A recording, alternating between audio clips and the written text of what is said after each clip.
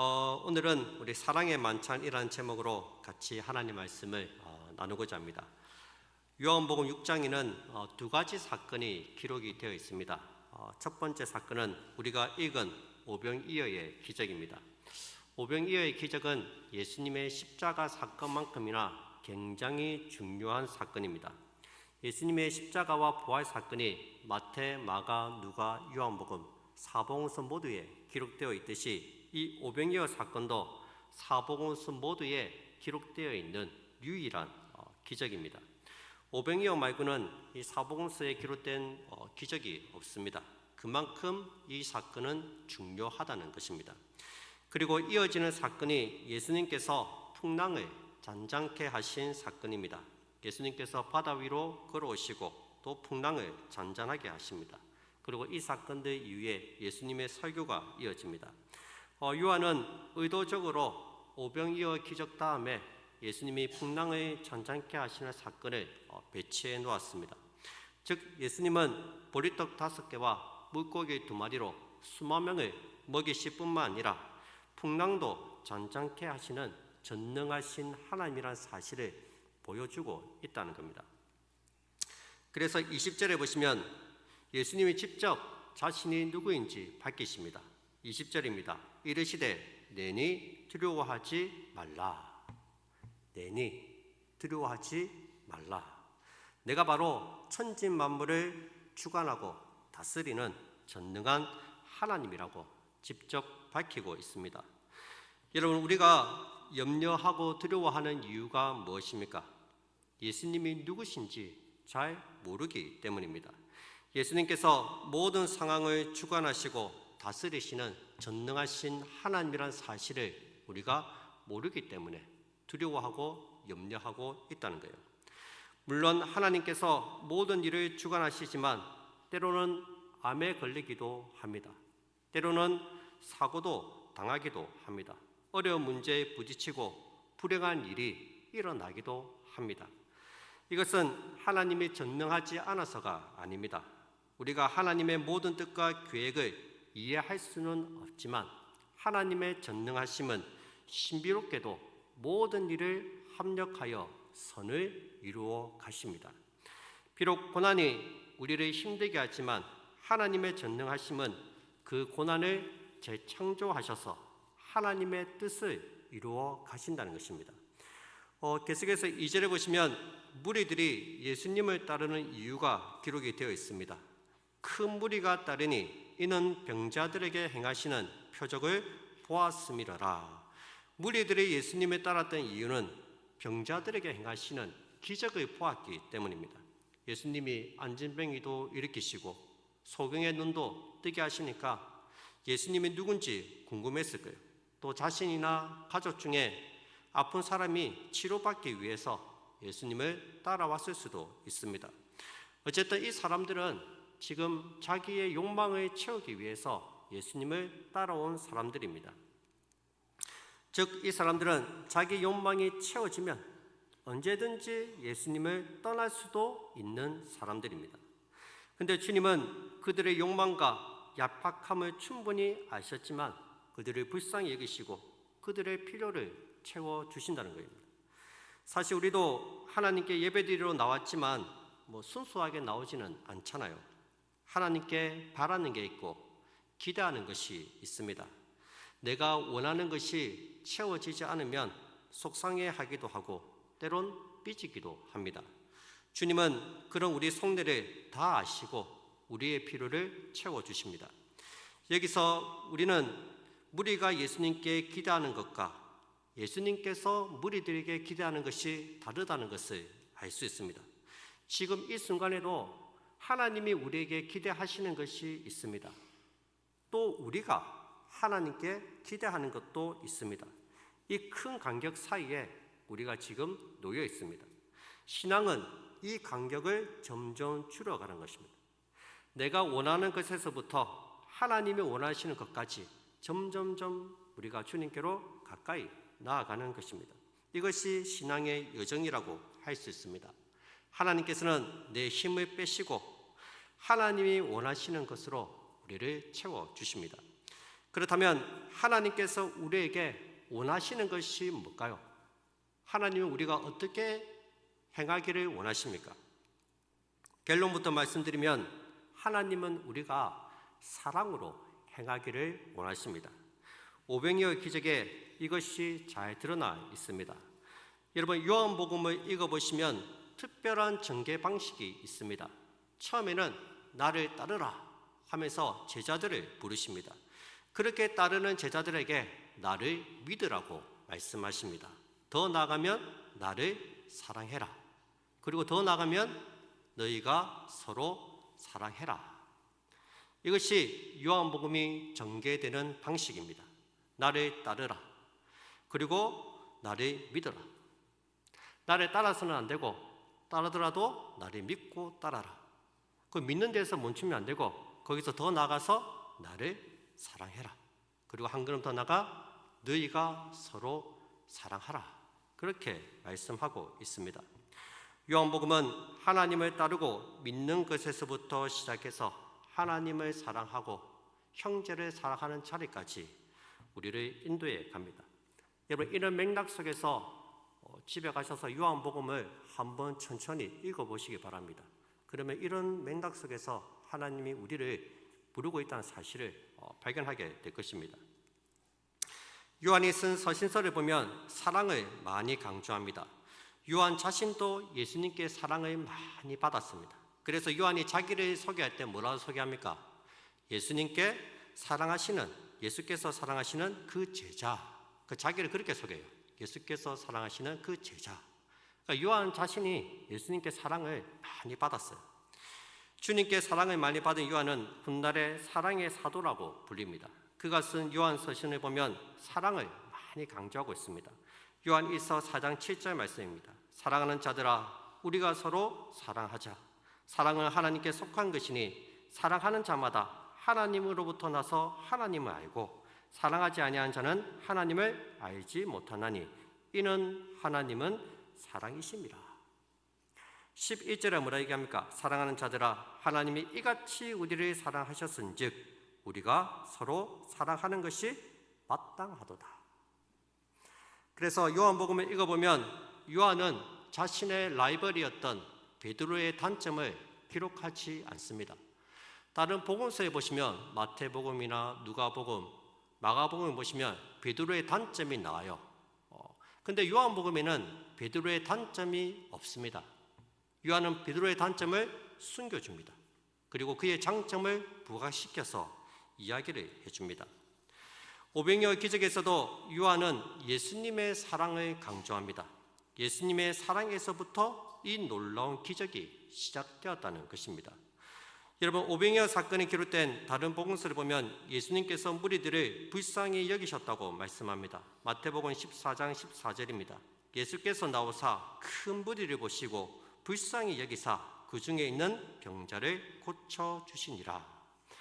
여러분, 예수님께서 오병이어의 기적을 일으키신 동기가 무엇입니까? 자신을 가시하기 위해서, 잘 봐, 내가 물고기 2마리와 벌떡 5개로 이 수만 명이 어떻게 먹이는지 잘 봐라. 자기를 가시하기 위해서 기적을 일으키신 것이 아니라는 거예요. 무리들을 불쌍히 여기셨고 무리들을 사랑하셨기 때문에 이들을 먹이셨다는 거예요. 요한복음뿐만 아니라 다른 복음서에서도 주님이 기적을 일으키신 목적은 사랑입니다. 사랑이 동기가 되어서 기적을 일으키신 거예요. 그래서 우리는 기적 자체에 의미를 두어서는 안 됩니다. 그 기적을 통해서 하나님의 사랑을 받고 그 사랑을 하나님께 돌려드리고 내가 받은 그 사랑을 이웃에게 돌려줄 수 있어야 합니다. 그런데 무리들은 주님께 받은 그 사랑을 돌려드리지 않았습니다. 자기의 목적을 이루기 위한 수단으로 사용했습니다. 그래서 17절에 보시면 예수님을 억지로 붙들어서 임금 삼으려고 했습니다. 야, 예수님이 있으면, 예수님만 딱 옆에 있으면 굶어 죽을 일은 없겠다. 왜? 물고기 2마리와 보이도 5개로 먹이시니까 굶어 죽을 걱정할 필요 없겠다. 임금으로 삼으려고 했던 거예요. 예수님은 제자들에게도 사랑을 쏟으셨기 때문에 제자들에게도 사랑이 있기를 기대하셨습니다. 그래서 이제 제자들에게 테스트를 합니다. 테스트. 먼저 빌립에게 질문하시고 그 다음 안드레에게 질문하십니다. 5절 6절 말씀입니다. 예수께서 눈에 들어 큰 무리가 자기에게로 오는 것을 보시고 빌립에게 이르시되 우리가 어디서 떡을 사서 이 사람들을 먹이겠느냐 하시니 이렇게 말씀하시면 친히 어떻게 하실지를 아시고 빌립을 시험하고자 하심이라. 예수님께서 빌립을 시험하고자 질문을 던지십니다. 빌립아, 우리가 어디서 떡을 사서 이 사람들을 먹이겠느냐? 빌립은 먼저 해결책을 제시합니다. 여러분, 빌립은 굉장히 합리적인 사람이에요. T입니다. T, F가 아니고. 그래서 7절에 이 무리들을 먹이려면 200데나리온의 떡이 부족할 것이라고 대답합니다. 계산기를 두드려 보니까 주님, 200데나리온의 떡이 부족합니다. 200데나리온이 있어야 됩니다. 바로 이제 동계산이 나오는 동계산이. 200데나리온은 당시 노동자의 7개월치 월급에 해당합니다. 여러분, 예수님의 질문의 요지가 무엇입니까? 우리가 어디서 떡을 사서 이 사람들을 먹이겠느냐? 우리가 어디서? 우리는 예수님을 포함해서 우리입니다. 너희가라고 묻지 않고 우리가 어디서라고 하십니다. 무슨 말입니까? 너도 나처럼 이 무리들을 불쌍히 여겨야 하지 않겠느냐? 주님은 빌립에게 동정심을 기대하셨습니다. 그래서 우리라고 묻고 있습니다. 그 다음 강조하신 것이 어디서입니다. 어디서. 근데 빌립의 대답은 어디서가 중요한 것이 아니라 뭐랍니까? 돈이 없다는 거예요. 돈이 없습니다. 주님. 200데나리온이 필요한데 떡을 살 수 있는 가게가 있는데 무슨 소용이 있겠습니까? 마치 예수님을 지적하듯이 대답합니다.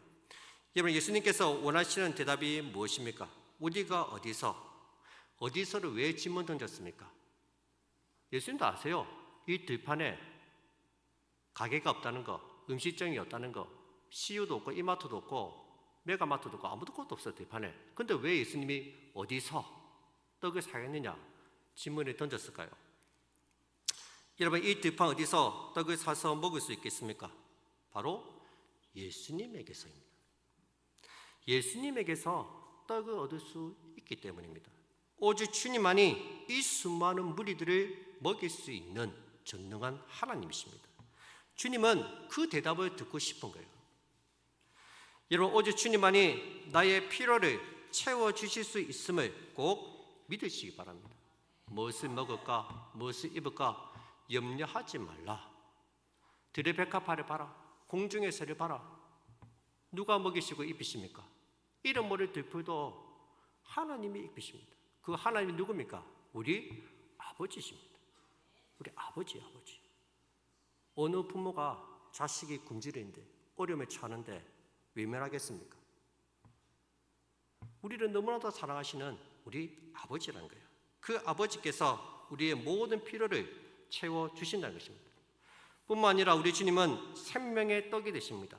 6장 44절을 보시면 내가 곧 생명의 떡이라 그렇게 선포하고 있습니다.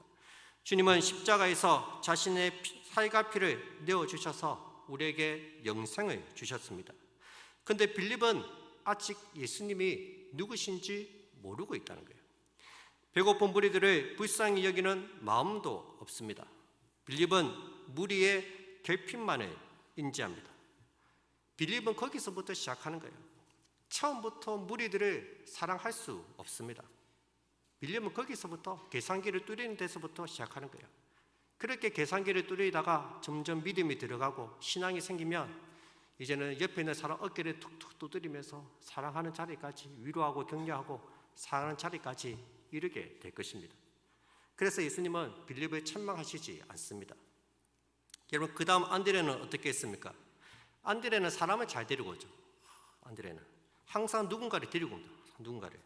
요한복음 1장에 보면 이 안드레가 누구를 데리고 옵니까? 베드로를 데리고 오죠. 베드로를. 본문 9절에서도 이 안드레가 한 아이를 데리고 옵니다. 9절에 보시면 여기 한 아이가 있어 보리떡 5개와 물고기 2마리를 가지고 있나이다. 그러나 그것이 이 많은 사람에게 얼마나 되겠사옵나이까. 안드레 역시 예수님에 대해서 잘 모르고 있습니다.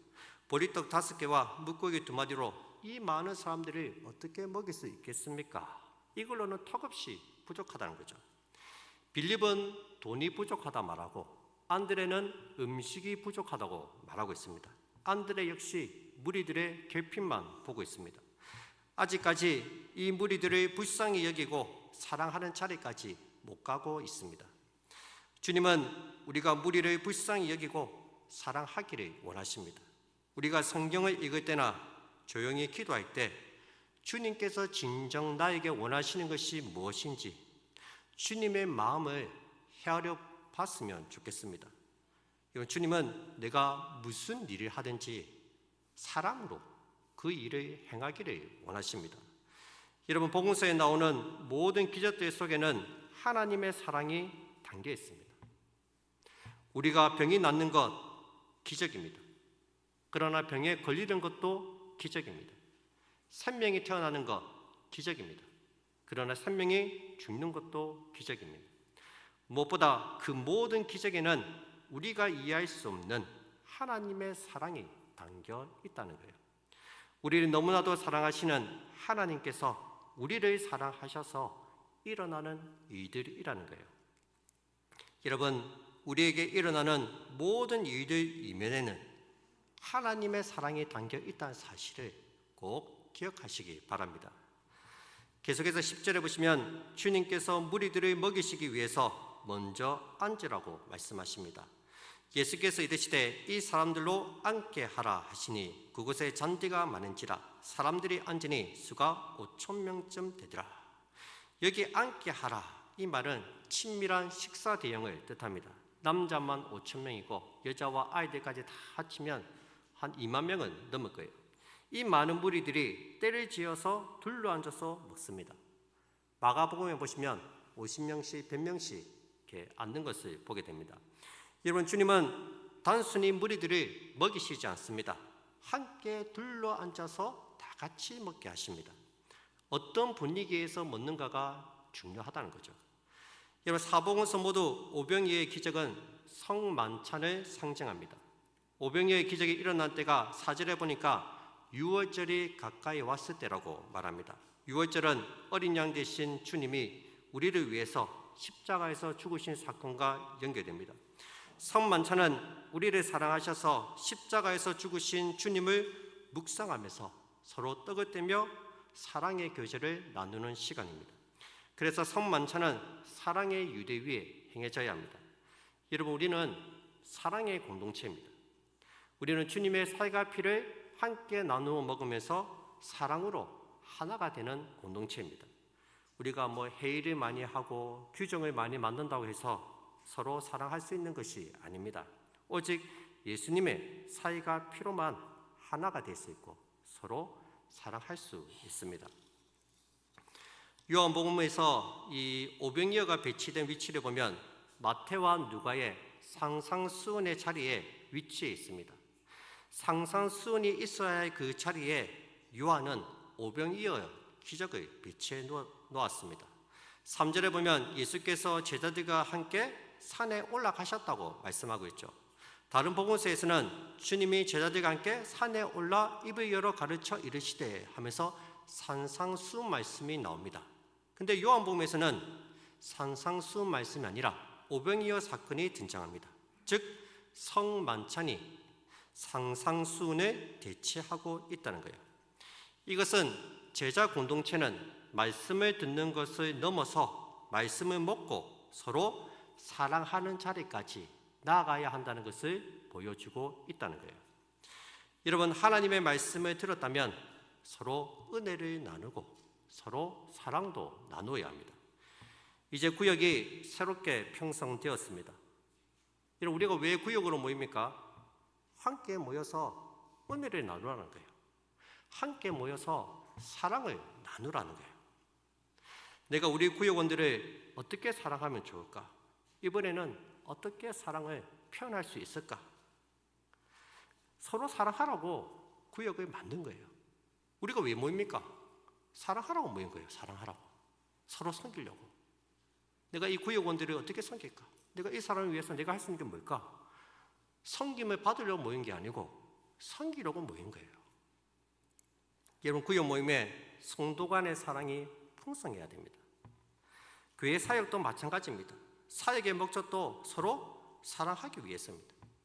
사랑이 동기가 되어서 섬기는 거예요.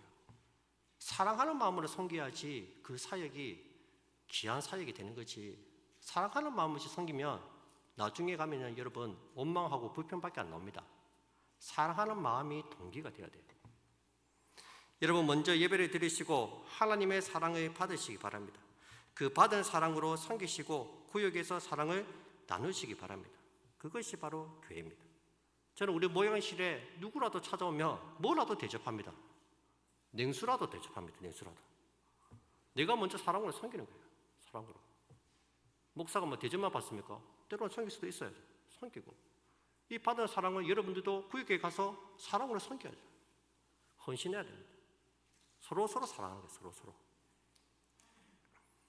내가 좋아하는 사람만 사랑한다면 그런 건 바리새인들도 합니다. 자기의 기준과 생각을 뛰어넘어서 사랑할 수 있어야 합니다. 지구촌교회 원로 목사님이신 이동원 목사님이 어느 한 강의에서 한 이야기입니다. 어느 날 랍비가 제자들에게 이런 질문을 던졌습니다. 그대들은 밤이 지나가고 새벽이 왔다는 것을 어떻게 알 수 있나? 이런 밤이 지나고 새벽이 왔다는 것을 어떻게 알 수 있을까요? 한 제자가 대답했습니다. 저기 있는 저 짐승이 개인지 양인지 구별이 되면 새벽이 왔다고 생각합니다. 어떤 제자는 저기 저 넝클이 포도 넝클인지 무화과 넝클인지 구별이 되면 새벽이 온 것입니다. 라고 대답했습니다. 그러자 제자들이 묻습니다. 선생님은 새벽이 왔다는 것을 어떻게 아십니까? 랍비가 대답합니다. 나는 저기 보이는 저 사람이 사람으로 보이면 새벽이 왔다고 생각한다네. 사람이 사람으로 보이면 새벽이 왔다는 거예요. 이동원 목사님이 목회를 하시면서 가장 힘들었을 때가 교회가 막 성장하고 부흥되고 있을 때였다고 합니다. 성도들은 몰려오는데 사람 만나는 게 부담스럽고 만나기가 싫었다고 합니다. 그때 하나님께 그런 기도를 드렸다고 해요. 하나님, 제가 사람에 대한 애정을 잃어버리면 목회자의 생명이 끝났다고 생각합니다. 천하보다 더 귀한 영혼을 사랑하는 그 사랑 위에 하나님 나라를 세우게 해주세요. 여러분, 그렇습니다. 한 영혼에 대한 사랑에서부터 우리의 교제와 사역이 이루어져야 합니다. 어거스틴의 고백록에 이런 글귀가 있습니다. 사랑하라, 그리고 그대 마음대로 하라. 뭐라고요? 사랑하라, 그리고 그대의 마음대로 하라. 무슨 일을 하든 사랑의 동기가 되어서 한다면 그 모든 이들은 다 유익하다는 거예요. 바울도 똑같은 말을 했습니다. 고린도전서 16장 14절입니다. 너희 모든 일을 사랑으로 행하라. 여러분, 사랑으로 행하는 일은 모두 옳습니다. 내 마음속에 진실한 사랑으로 행하게 되면 그 일은 축복이 될 수밖에 없습니다. 사랑으로 행하는 그것이 하나님의 뜻을 따라 행하는 것입니다. 그래서 바울은 사랑은 율법의 완성이니라. 율법의 조문이 613가지입니다.